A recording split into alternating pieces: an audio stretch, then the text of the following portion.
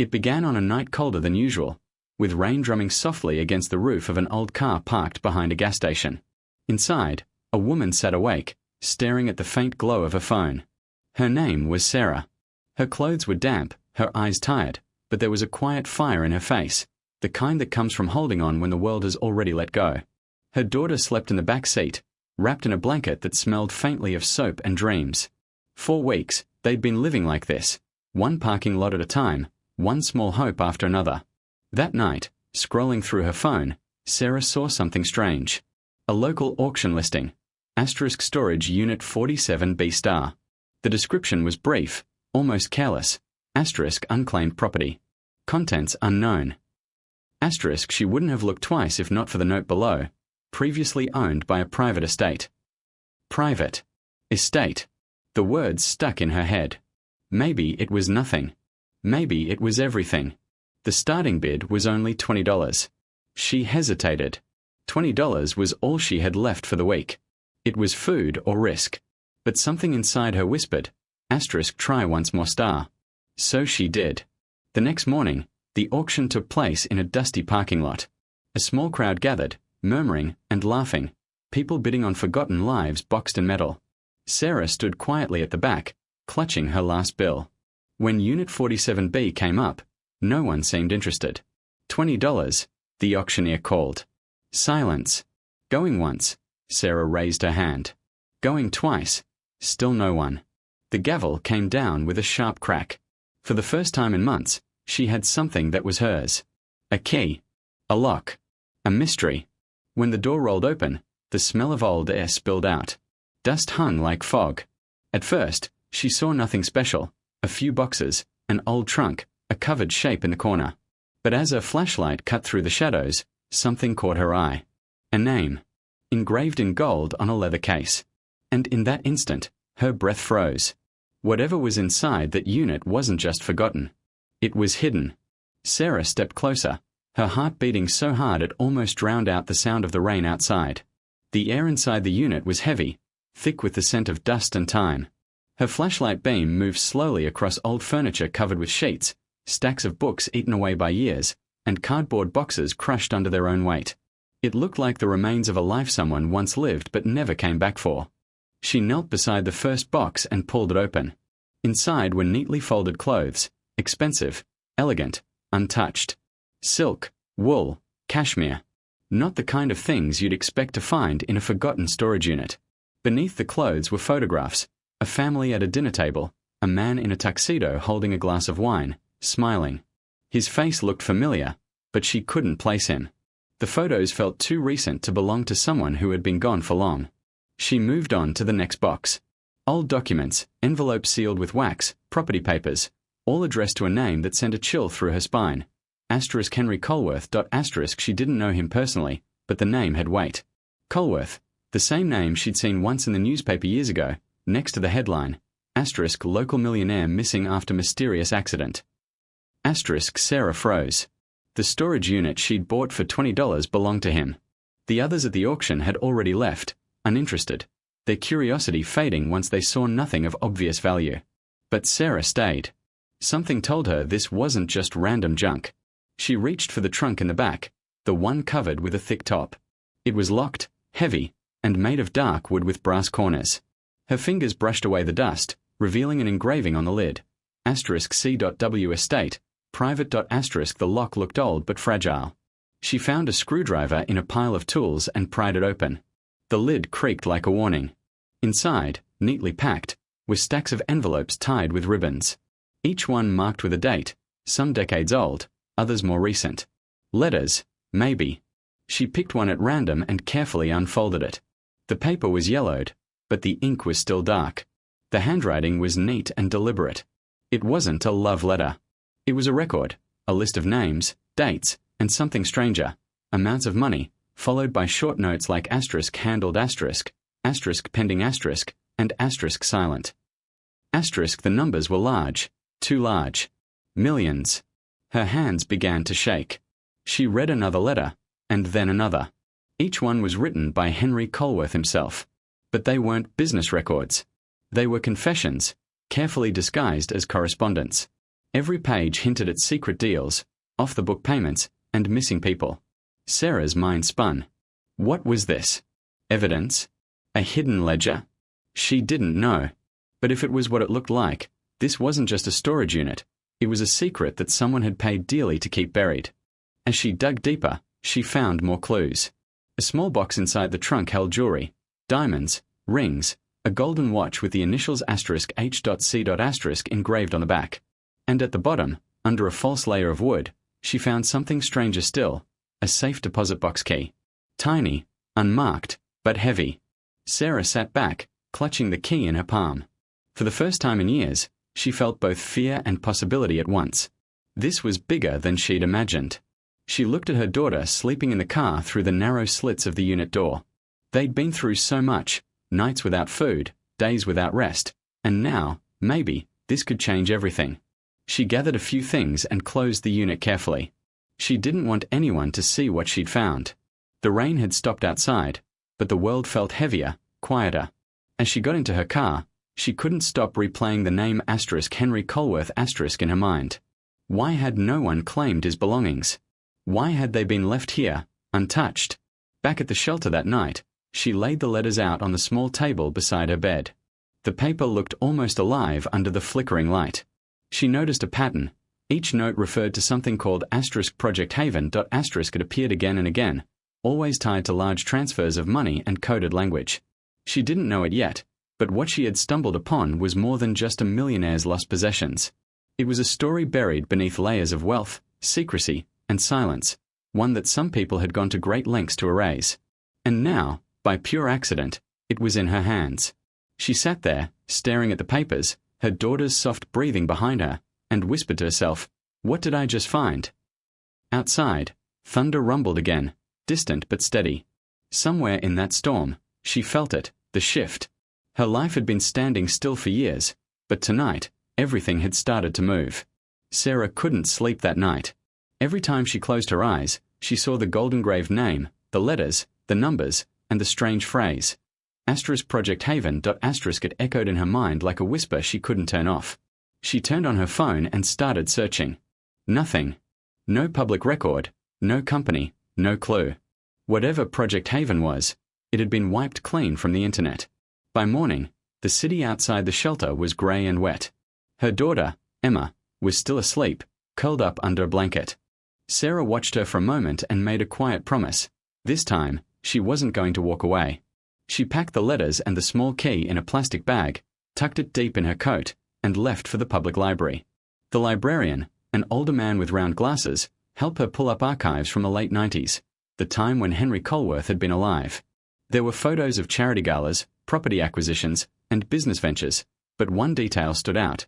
Every year, Colworth donated millions to something listed as *Haven Foundation Star. The entries stopped the same year he disappeared. Sarah leaned closer to the screen. The foundation's address was blacked out in most records, but one old article mentioned its last known location, an estate outside the city. She wrote it down. Her pulse quickened. The letters weren't random, they were a trail. That evening, she borrowed an old bike from a neighbor and rode out toward the outskirts, where the city thinned into empty fields. The road twisted between dying trees and old brick walls. Finally, she saw it, a large iron gate half covered in vines.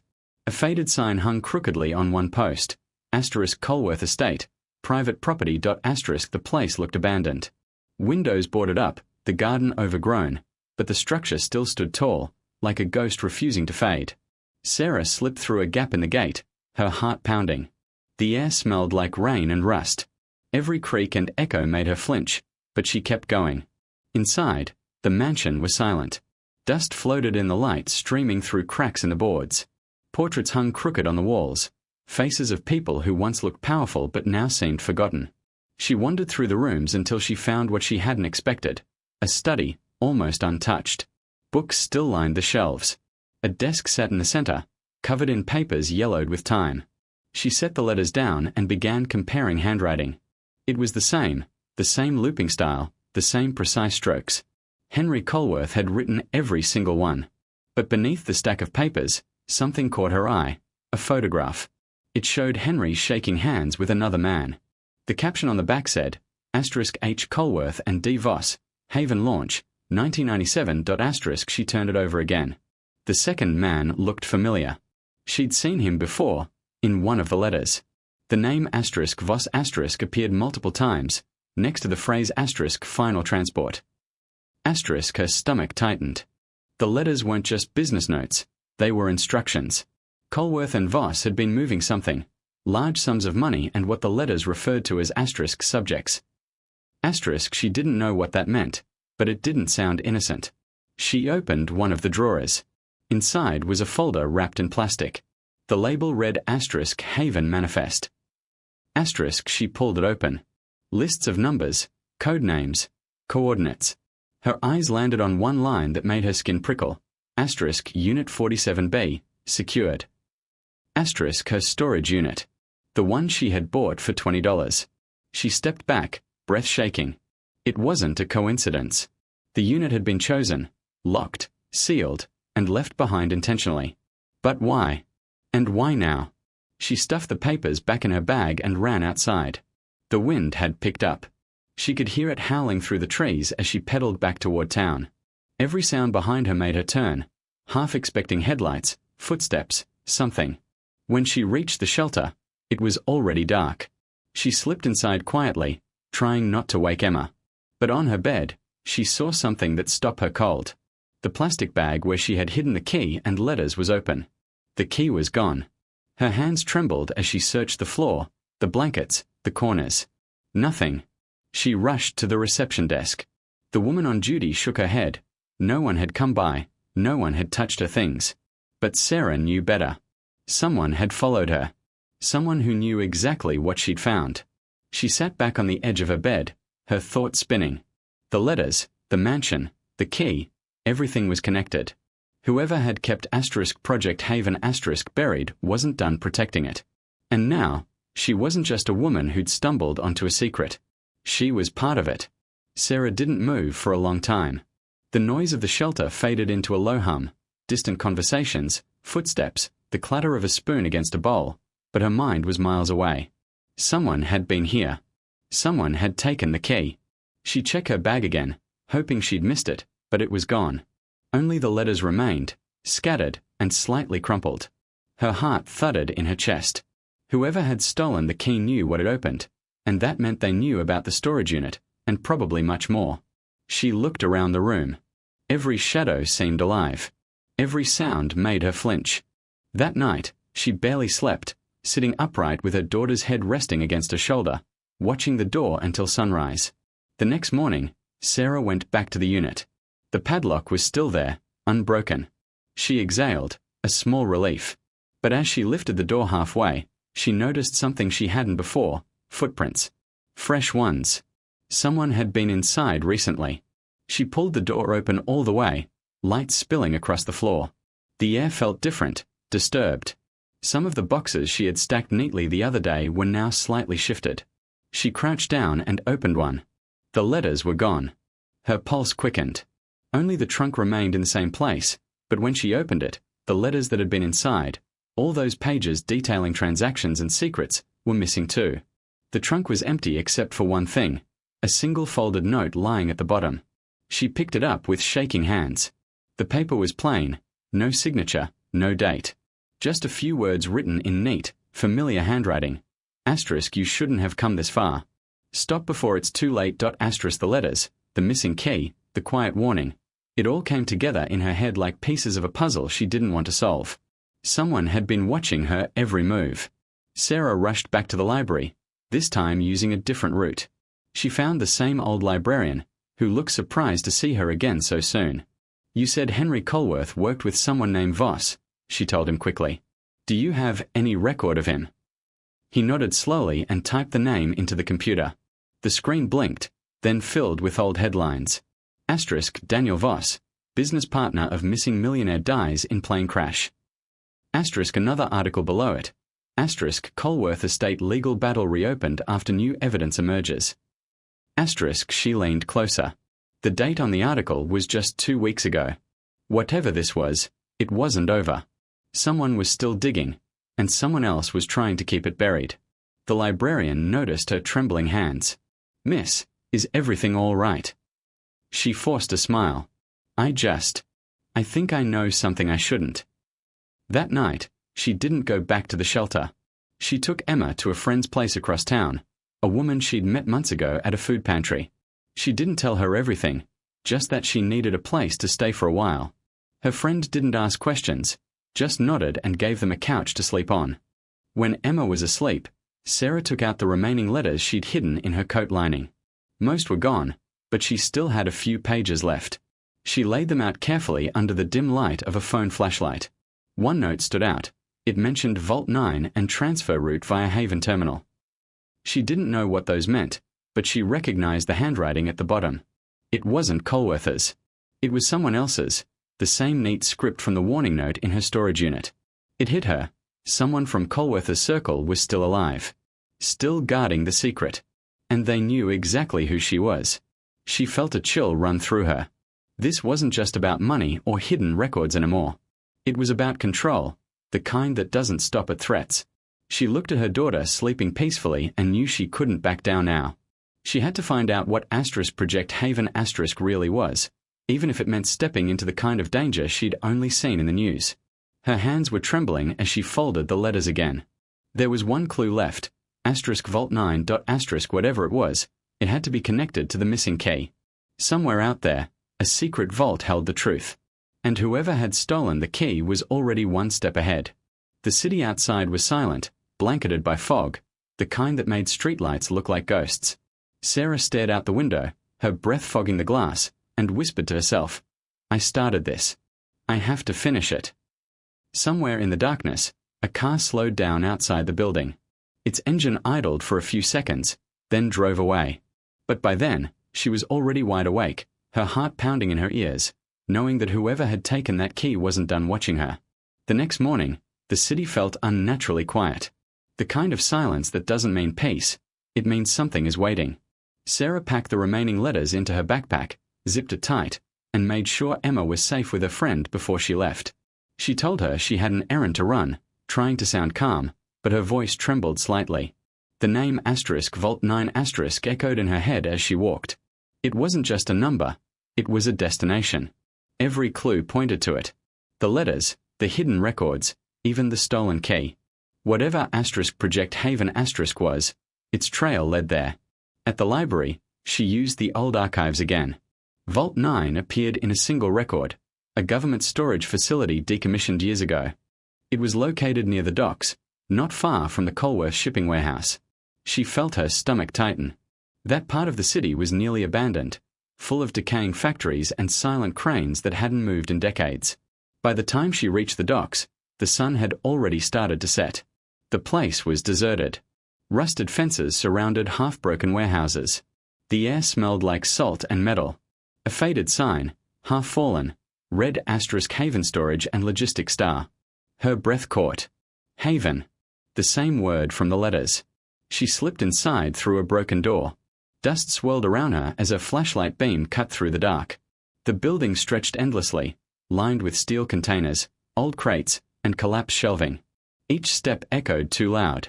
She tried to stay quiet, but every sound bounced back at her. Then, at the far end of the room, she saw it, a heavy metal door, marked with large, faded letters. Vault 9. Her fingers shook as she reached for the handle. It was locked, but there was a keyhole, small, square-shaped, exactly like the one from the key that had been stolen.